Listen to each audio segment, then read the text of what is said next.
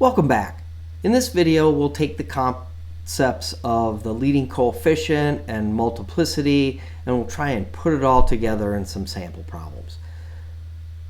So in example 4 here, they give us a polynomial of 1/2 times x plus 2 times x minus 3 quantity cubed. So this is already factored for us, which is kind of nice. They ask us to list each real zero and its multiplicity. Our real zeros, we've got x equals -2, and it's got a multiplicity of 1. So we know that's going to be a pass-through 0. And we have x equals 3, which has a multiplicity of 3. That's also a pass-through. But that one's also going to have a change in concavity. And we can see here, if we FOILed all this out, we have x to the first, we have x to the third. So this is a 4th degree polynomial. Okay. And it's going to have 3 bumps. So I think I've answered some questions down below. State whether it crosses or touches the x-axis at the 0. We've answered that question. It's going to pass through both of those. And then the maximum number of turning points, we're going to have 3 turning points.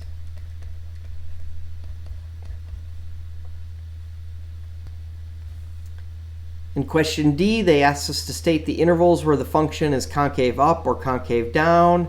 You may need to approximate the points of inflection. I would go to my graphing calculator for this and graph the function and take a look at what it looks like. So I'll draw an approximate graph of this polynomial function, and then we'll take a look at points of inflection and its properties. Before I do that, I can do some basics. Certainly I can put my x-intercepts in, or my zeros of -2 and 3. I know those are going to be pass-throughs. I can talk about my end behavior a little bit. And I can even find my y-intercept. My y-intercept, I can just put 0 in for x, and I end up with 1/2 times 2 times -3 cubed. So I will have a y-intercept at, looks like -27. So I'll have a y-intercept down here at -27. That's 3. That's -2. I also know some things about my end behavior,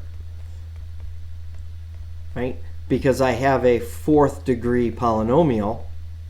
That means my end behavior is going to both be in the same direction. They're both going to move to positive infinity, or they're both going to go down to negative infinity.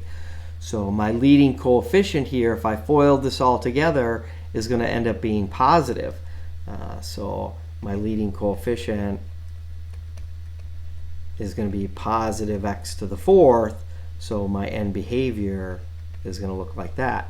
So I know with the intermediate value theorem, if these are my only zeros, I know that the graph is going to go something like that. So I just need to get the rest of it from my calculator. So after graphing this function on my graphing calculator, sure enough, it does look something like this. I was able to find the absolute minimum point down here at -3/4, like 32.95 or -32.95 or -33. And then the only thing that's left to do is to estimate maybe our change in concavity, where we go from concave up to concave down, and then we end up going back to concave up again here at 3, and we can make an estimate of that point of that's about 1.25 on the x and about -16.5 on the y. So that's about where our change in concavity is. So I think we've done a pretty good job of covering our zeros, our minimums. We got our y-intercept here and our inflection points. So we've done a pretty good job on that particular sample problem. Sample 5 asks us to describe the end behavior of the polynomial function. So analyze the given function by stating the domain and range. And what can we conclude about the polynomial represented by the graph shown based on its intercepts and turning points? Well, let's answer the end behavior question. Our end behavior, our left-hand behavior and our right-hand behavior both go in the same direction, and they both go to positive infinity.